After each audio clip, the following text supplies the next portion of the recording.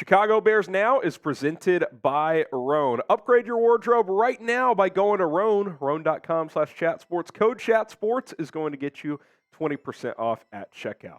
My name is Harrison Graham, and here's what's coming up on today's episode of Chicago Bears Now. The Bears have worked out 2 players and are reportedly interested in another free agent. We'll tell you about those players here in a moment. Chris Jones, is he on the trade block? And if he is, could the Bears get involved? Of course, Ryan Poles, formerly in that Chiefs front office. We'll discuss that. And with Chase Claypool on the pup list, which wide receivers will step up? I think there's opportunities there for some players at the wide receiver position on this roster. So busy show coming up here on Bears Now by Chat Sports. Also, our competition continues in the month of July with the Cowboys Report. New subscribers this month. We have a healthy lead right now, but let's not take our foot off the gas here. Hit that subscribe button. Bears news, rumors. Training camp is upon us. If you want daily coverage, subscribe today. Let's beat the Cowboys Report in new subs this month.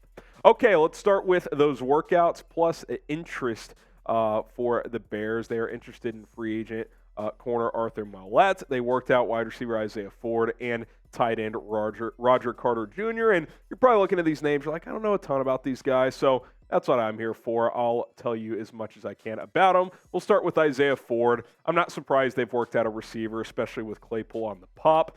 Ford has actually gotten some decent playing time in the NFL. He's been around for 4 seasons, has played in 32 games, 63 grabs, almost 700 yards, a couple of touchdowns.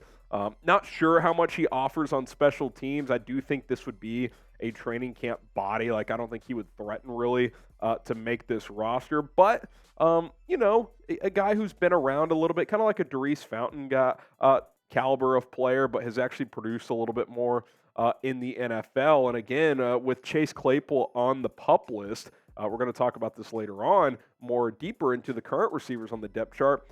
There's room for snaps at training camp, room for opportunity for reps for someone to stand out. So we'll see if Isaiah Ford is a player that the Bears are interested in signing.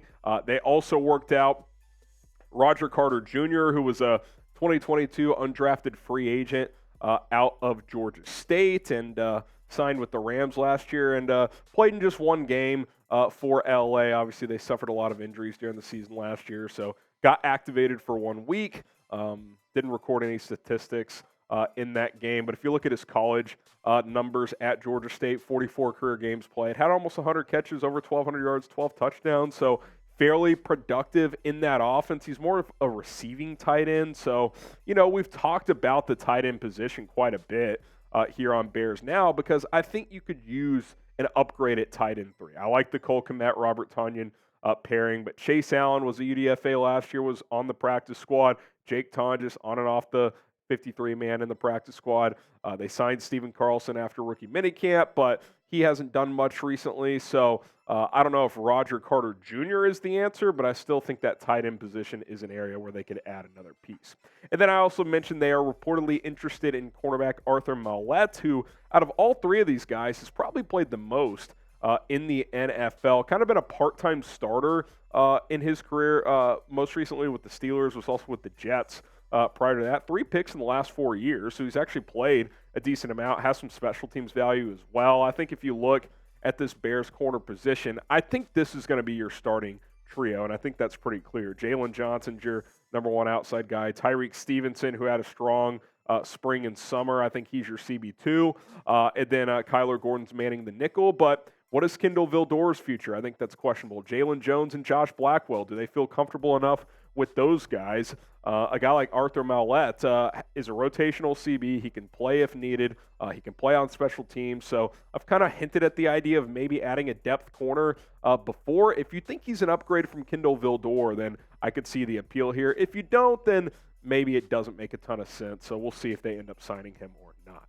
Now, name a player that the Bears should sign. Maybe some bigger fish out there that you would like to see Chicago get. Dare I say Yannick Ngakoue or Justin Houston, the usual suspects. Let us know who you would like to see at the Bears sign before training camp. Now, coming up, we'll get you caught up on the latest around Chris Jones and if a trade could be a possibility for the superstar defensive tackle. But first, I want to tell you a little bit more about our sponsor, Roan. Men's closets were due for radical reinvention, and Roan stepped up to the challenge with their Commuter Collection. And what's in that collection is the most comfortable pants, dress shirts, quarter zips, polos, and a whole lot more. You never have to worry about what to wear when you have the Roan Commuter Collection. Their products are the most comfortable, breathable, and flexible set of clothing known to man. And having that mobility is so important. Producer Rolly and I love playing golf, so being able to leave a little bit early on a Friday, for example, going straight to the golf course, rocking these summer polos is very beneficial. So Roan can do that. Also, if you need to, get nice and spiffy for a business meeting, you wear something like this, throw on a jacket on top, you are good to go. Flexibility is key, and Roan is going to help you look good, but also feel good. If you're traveling a lot, Roan's clothing is the choice for you. Go to roan.com/chatsports, RHONE.com/chatsports. Use code chatsports to get 20% off your first order at checkout. That link and promo code will be in the comments and description of this video right now. Okay, Chris Jones. Is a trade a possibility? I think it's a possibility. I don't think it's a great possibility. Like on the Smokin' Jay rumor meter, I'd give it a 1 Smokin' Jay, but I do think it's possible because we saw the Chiefs trade Tyreek Hill last offseason. It's not like they've been scared to trade a superstar player before. He is entering the last year of his current contract. He is currently holding out with the Chiefs, and according to reports, wants $30 million per year on a new deal on an extension with the Chiefs, or dare I say another team. Here's Nate Taylor of The Athletic, who covers the Chiefs for them. He says, Jones and the team, led by club owner Clark Hunt and general manager Brett Veach, are at a stalemate for now as Jones seeks an extension that would pay him an average annual salary of $30 million. Now, let me say this. That is a lot of money, and I'm probably the biggest Chris Jones fan out there. I think he's the best defensive tackle in the league at this exact moment. Aaron Donald's had a better career, obviously, but based on last year, what he did with 15.5 sacks, 29 quarterback hits, and I think his best year ever as a run stopper, I think he's currently the best interior defensive lineman in football at this point in time. And I understand why he's holding out, because he's seen a lot of his peers get new deals, and he is now the 9th highest paid defensive tackle when he, at worst, is the 2nd best in the league. I don't think he's going to touch Aaron Donald at almost $32 million per year, but Quentin Williams, 24, Jeffrey Simmons, Deron Payne, Dexter Lawrence, all those guys in that 22-24 range. Like, Chris Jones is going to sit there and say, yeah, I deserve more than those guys, and he's not wrong. And I think him holding out makes sense too, because he's 29 years old. He can't afford to play this year out, and if he has a down year, then the market's going to say, well, you're 30 years old, and you're coming off a down year. We're not going to give you a big deal. Like, he has to cash in now, and he knows that. And look, what has Matt Eberflus said consistently since taking this job? The 3-tech spot is the engine of this defense.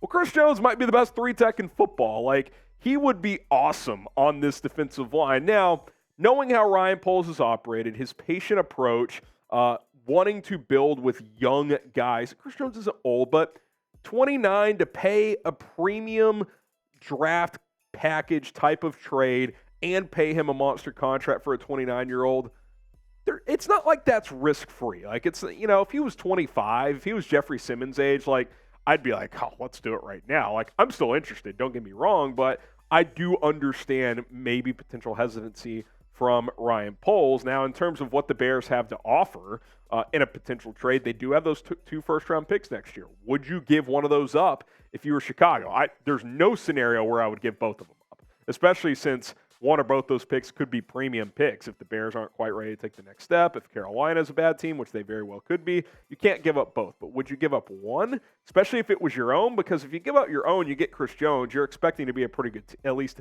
a competitive team this year, right? You would still have the Carolina pick. Would you send a second as well? I mean, if the Chiefs entertained a trade, it would cost a lot.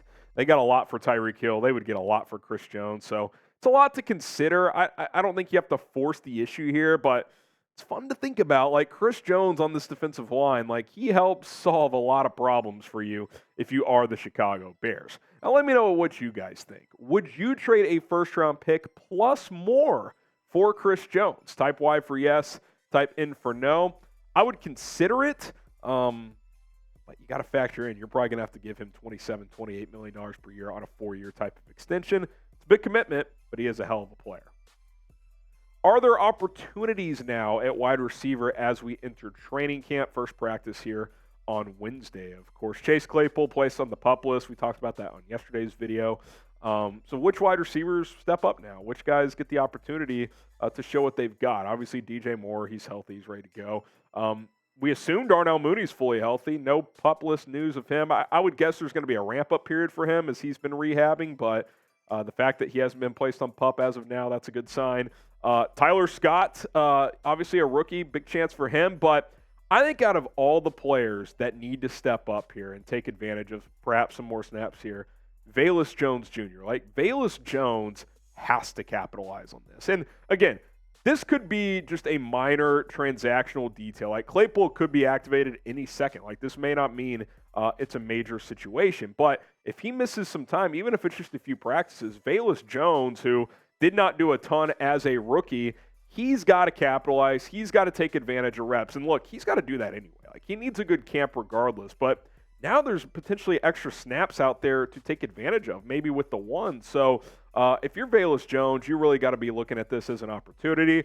Tyler Scott, I'm very excited for him. I just don't think the pressure is quite as high for him. He's a rookie. Like, if he's a complimentary piece this year, that's fine. But Velus Jones has got to, A, make this roster, and B, if he does, prove that he can be a playmaker on this team. So I'm keeping an eye on him with Chase Claypool out. And look, they used Chase Claypool in motion a decent amount last year. That's what Velus Jones can do, some of that pre-snap stuff where you get him on the move. So I'll be curious to see how they fill some of those snaps voided by Claypool early on in camp. Hopefully Velus Jones, Tyler Scott, St. Brown, Pettis, some of these other guys are able to take advantage. Now, which wide receiver in your eyes needs to step up the most while Claypool is out? I say Velus Jones. What say you? Be honest with me in the comment section of this video. And be sure to subscribe. We'll be live tomorrow. You can probably tell I'm a little bit under the weather today, so I'm going to go home and rest up and hopefully be at least closer to 100% tomorrow. We're going to go live, barring just,